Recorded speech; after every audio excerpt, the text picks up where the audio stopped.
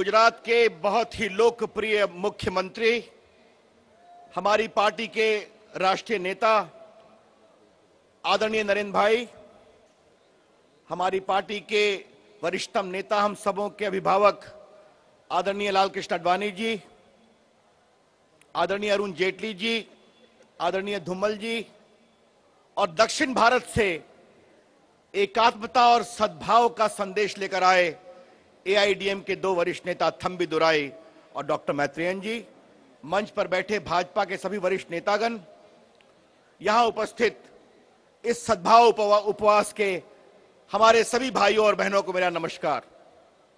कहां से शुरू करूं? नरेंद्र भाई ने अपने भाषण में एक बात कही कि 10 साल से मेरे ऊपर जितने कंकड़ फेंके गए उन सबों को मैंने चुन चुन करके सीढ़ियां बनाई, आलोचना के लिए नहीं, गुजरात के आगे बढ़ने के लिए। आज ये जवाब है उन सभी लोगों के लिए। अगर मोदी जी चुप रहे तो गुजरात का विकास बोलता रहा। अगर मोदी जी ने प्रायोजित आलोचनाओं को सहा तो गुजरात के जनता के चेहरे की मुस्कान बोलती रही। अगर मोदी जी ने तमाम सतही आलोचनाओं का जवाब दिए बिना शांति से काम करते गए तो दुनिया ने देखा कि गुजरात का विकास वो दर है, वो आज चाइना के आसपास जा रहा है, हिंदुस्तान में सबसे अधिक है। मैं आज एक बात कहना चाहता हूं अपने उन सारे मित्रों को जिनका एक पास टाइम है। मैं टेलीविजन पर एक बात कहता हूं कि बहुत लोगों ने मोदी जी की आलोचना को एक कॉटेज इंडस्ट्री बना रखा है।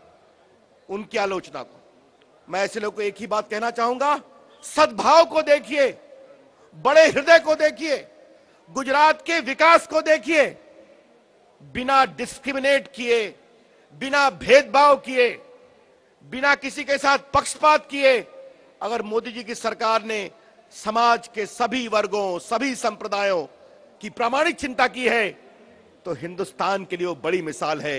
ये मिसाल आगे बढ़नी चाहिए। भाइयों और बहनों, सांप्रदायिक समन्वय होना चाहिए। अगर नहीं है तो कोशिश होनी चाहिए। कोई तोड़ने की कोशिश करता है, कानून का विरोध करता है, उसका उपाय होना चाहिए। लेकिन कई बार जब प्रायोजित प्रचार, मिथ्या प्रचार, विषैला प्रचार, तो लगता है कि क्या लोकतंत्र का स्तर कहां तक चला गया। यह क्यों होना चाहिए? मैं कहता हूं गुजरात के विकास को देखो। अभी अरुण जेटली जी चर्चा कर रहे थे, माननीय आडवाणी जी चर्चा कर रहे थे, प्रकाश सिंह बादल जी ने कहा, मोदी जी मैं आपसे आज एक कहना चाहता हूं, आप जब भी मुख्यमंत्रियों के सम्मेलन में भाषण देकर निकलते हैं तो देश के कई वरीय पदाधिकारी बोलते हैं, जिनसे चर्चा होती है कि देश की सुरक्षा पर मोदी जी बोलते हैं तो मालूम हुआ हिंदुस्तान की चिंता बोल रही है। जो बोलना चाहिए वो बोला जा रहा है। मोदी जी ने एक प्रशासक के रूप में सिर्फ अपनी जगह नहीं बनाई है गुजरात में, आज हिंदुस्तान में अच्छे समन्वित, विषमता रहित प्रशासन की चिंता होती है, चर्चा होती है तो गुजरात का नाम आता है। मोदी जी आपके मुख्यमंत्री के रूप में जो आपने अच्छे प्रशासन का एक परिचय दिया है उसकी चर्चा होती है। आज मैं यही कहूंगा, आज ये बोलना जरूरी है, सद्भाव से क्या उत्तर दिया। और आज मैं बोलना चाहता हूं, एक समय मोदी जी को अमेरिका जाने से रोक दिया गया, वीसा नहीं दिया गया।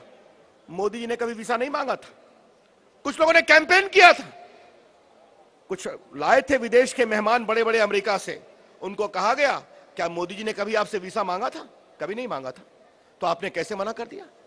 लेकिन समय का चक्र कैसे बदलता है, जब कुछ लोगों ने प्रायोजित कर करके वीसा नहीं देने की बात उठाई, वहीं की कांग्रेस, वहां की सरकार कहती है कि आज गुजरात का शासन हिंदुस्तान में सबसे बढ़िया है। सच्चाई को ईमानदारी से स्वीकार करना पड़ा। और शायद मोदी जी, आपके चरित्र की एक विशेषता है कि आप अपने काम से अपनी बात कहते हैं। शायद देश के पॉलिटिकल लीडर्स को, किसी भी पार्टी के हों ईमानदारी से विकास कैसे हो सकता है बिना बोले, आलोचनाओं को सहे हुए, ये आपने करके दिखाया है। आज के दिन आपने जो सद्भाव से शांति, संस्कार, भाईचारे का परिचय दिया है, तो मैं आपसे यही कहूंगा, यह हिंदुस्तान की राजनीति में एक नए मील का पत्थर है, एक नई शुरुआत है। गुजरात की यह शुरुआत देश में एक सद्भाव का वातावरण बनाएगी, एक संस्कार पैदा करेगी, एक नया भाईचारा पैदा करेगी। यही अपनी शुभकामना देते हुए मैं आप सबों को प्रणाम करता हूं। और नरेंद्र भाई, आप दीर्घायु हो, खूब सफल हो, गुजरात खूब आगे बढ़े, यही मेरी प्रार्थना है। मेरे साथ जोर से बोलिए, भारत माता की, भारत माता की। बहुत बहुत धन्यवाद, नमस्कार।